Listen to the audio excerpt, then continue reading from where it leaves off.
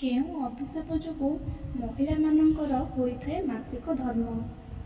ଦର୍ଶକ ବନ୍ଧୁ, ଆଜି ଏହି ଭିଡ଼ିଓ ମାଧ୍ୟମରେ ମହିଳାମାନଙ୍କ ସହିତ ଯୋଡ଼ି ହୋଇ ରହିଥିବା ଏମିତି କିଛି କଥା ମୁଁ ଆପଣମାନଙ୍କୁ କହିବି, ଯାହାକୁ ଶୁଣିବା ପରେ ବୋଧହୁଏ ଆପଣଙ୍କୁ ଆଶ୍ଚର୍ଯ୍ୟ ଲାଗିପାରେ, କିନ୍ତୁ ଶାସ୍ତ୍ର ଅନୁସାରେ ଏହା ହିଁ ସତ୍ୟ କଥା।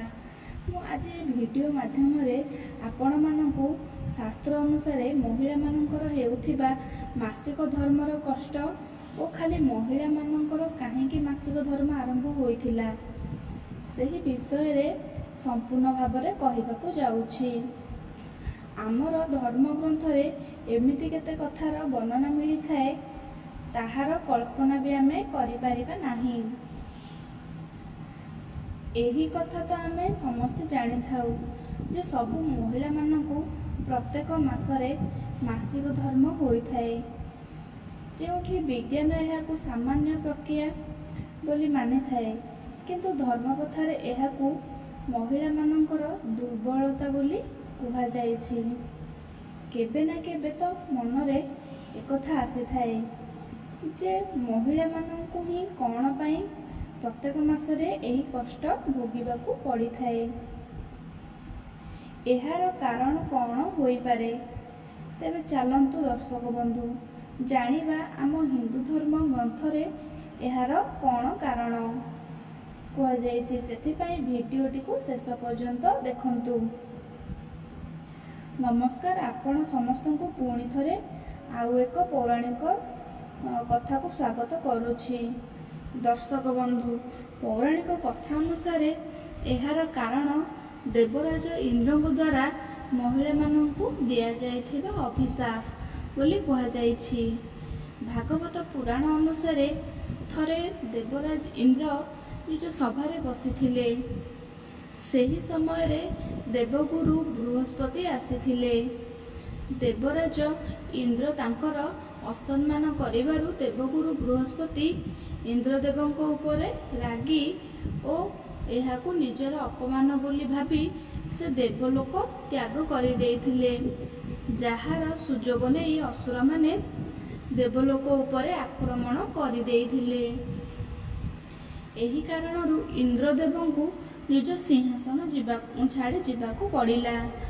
ଅସୁରମାନଙ୍କ ଠାରୁ ନିଜକୁ ବଞ୍ଚେଇ ଇନ୍ଦ୍ରଦେବ ସୃଷ୍ଟିର ରଚୟିତା ଭଗବାନ ବ୍ରହ୍ମାଙ୍କ ପାଖକୁ ଗଲେ ଆଉ ବ୍ରହ୍ମାଙ୍କୁ ସାହାଯ୍ୟ ମାଗିଲେ। ସେତେବେଳେ ଭଗବାନ ବ୍ରହ୍ମା ତାଙ୍କୁ କହିଲେ, ହେ ଇନ୍ଦ୍ରଦେବ, ଏଥିପାଇଁ ମୁଁ ତୁମକୁ ଜଣେ ବହୁଜ୍ଞାନୀର ସେବା କରିବାକୁ ପଡ଼ିବ। ଯଦି ସେ ତୁମର ସେବାରେ ପ୍ରସନ୍ନ ହୋଇଯିବେ, ତେବେ ତୁମକୁ ତୁମର ସ୍ୱର୍ଗଲୋକ ପୁଣି ଥରେ ପ୍ରାପ୍ତି ହୋଇଯିବ।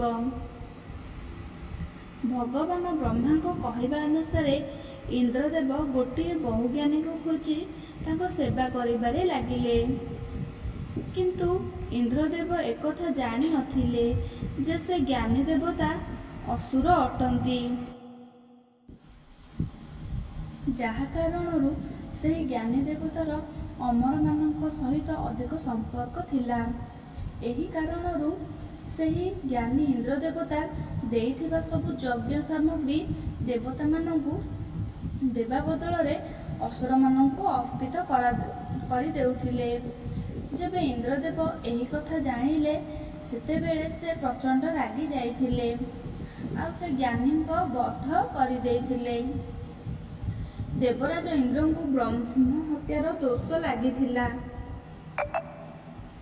ଦେବରାଜ ଇନ୍ଦ୍ର ବ୍ରହ୍ମହତ୍ୟା ପରି ଦୋଷରୁ ମୁକ୍ତି ପାଇବା ପାଇଁ ଭଗବାନ ବିଷ୍ଣୁଙ୍କ ଶରଣାପନ୍ନ ହୋଇଥିଲେ। ସେତେବେଳେ ଭଗବାନ ବିଷ୍ଣୁ ଏହି ପାପର ଦଣ୍ଡରୁ ବଞ୍ଚିବାର ଉପଦେଶ ଦେଇ କହିଥିଲେ ଯେ, ହେ ଇନ୍ଦ୍ରଦେବ, ଏଥିପାଇଁ ଆପଣ ବୃକ୍ଷ, ଭୂମି, ଜଳ ଓ ସ୍ତ୍ରୀ ଏହି ଚାରିଜଣଙ୍କୁ ନିଜର ଏହି ପାପ ଟିକେ ଟିକେ ବାଣ୍ଟିବାକୁ ପଡ଼ିବ। ତାହା ସହ ସମସ୍ତଙ୍କୁ ଗୋଟିଏ ଗୋଟିଏ ବର ବି ଦେବାକୁ ପଡ଼ିବ। ଭଗବାନ ବିଷ୍ଣୁଙ୍କ କଥା ଅନୁସାରେ ଇନ୍ଦ୍ରଦେବ ପ୍ରଥମେ ବୃକ୍ଷକୁ ନିଜର ପାପ ଟିକିଏ ଅଂଶ ନେବାକୁ ଅନୁରୋଧ କରିଥିଲେ। ବୃକ୍ଷ ଗୋଟିଏ ଭାଗ ପାପ ନେଇଗଲା ଯାହାର ବଦଳରେ ବୃକ୍ଷକୁ ଏହି ବରଦାନ ପ୍ରାପ୍ତି ହେଲା ଯେ ମରିବା ପରେ ବି ବୃକ୍ଷ ନିଜକୁ ସ୍ୱୟଂ ଜୀବିତ କରିପାରିବ। ଏହାପରେ ଇନ୍ଦ୍ରଦେବଙ୍କ ଅନୁରୋଧ ଜଳ ବି ପାପର କିଛି ଭାଗ ନେଇଗଲା। ଏହା ବଦଳରେ ଇନ୍ଦ୍ରଦେବ ଅନ୍ୟ ପଦାର୍ଥକୁ ପବିତ୍ର କରିବାର ଶକ୍ତି ଜଳକୁ ପ୍ରଦାନ କଲେ। ଏହି କାରଣରୁ ହିନ୍ଦୁ ଧର୍ମରେ ଜଳକୁ ପବିତ୍ର ମାନି ପୂଜାପାଠ କାର୍ଯ୍ୟରେ ବ୍ୟବହାର କରାଯାଏ। ଏହି ପ୍ରକାରେ ଭୂମି ବି ଇନ୍ଦ୍ରଦେବଙ୍କ ଠାରୁ କିଛି ପାପର ଅଂଶ ନେଇଗଲା, ଯାହା ବଦଳରେ ଇନ୍ଦ୍ରଦେବ ଭୂମିକୁ ବରଦାନ ଦେଲେ ଯେ ଭୂମି ଉପରେ ଆସୁଥିବା ମାଡ଼ ଆପେ ଆପେ ଭରିଯିବ। ଆଉ ଶେଷରେ ଇନ୍ଦ୍ରଦେବଙ୍କ ଅନୁରୋଧ ଦ୍ୱାରା ସ୍ତ୍ରୀ ବାକି ରହିଥିବା ପାପକୁ ନିଜ ଉପରକୁ ନେଇଗଲା, ଯାହା କାରଣରୁ ସ୍ତ୍ରୀମାନଙ୍କୁ ପ୍ରତ୍ୟେକ ମାସରେ ମାସିକ ଧର୍ମର କଷ୍ଟ ସହ୍ୟ କରିବାକୁ ପଡ଼ିଥାଏ।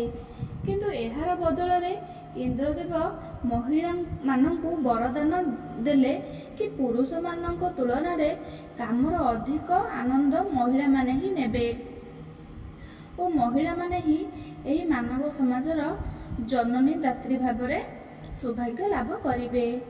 ସେହିଦିନ ଠାରୁ ମହିଳାମାନଙ୍କ ମାସିକ ଧର୍ମ ହେଉଛି। ଯଦି ଆପଣଙ୍କୁ ଏହି ଭିଡ଼ିଓଟି ଭଲ ଲାଗିଛି ତେବେ ଭିଡ଼ିଓକୁ ଲାଇକ୍ କରନ୍ତୁ ଏବଂ ସାଙ୍ଗମାନଙ୍କ ସହିତ ସେୟାର କରନ୍ତୁ। ଏହିପରି ଆହୁରି ସୁନ୍ଦର ସୁନ୍ଦର ଆଧ୍ୟାତ୍ମିକ କଥା ଶୁଣିବା ପାଇଁ ଚ୍ୟାନେଲକୁ ସବସ୍କ୍ରାଇବ୍ କରନ୍ତୁ।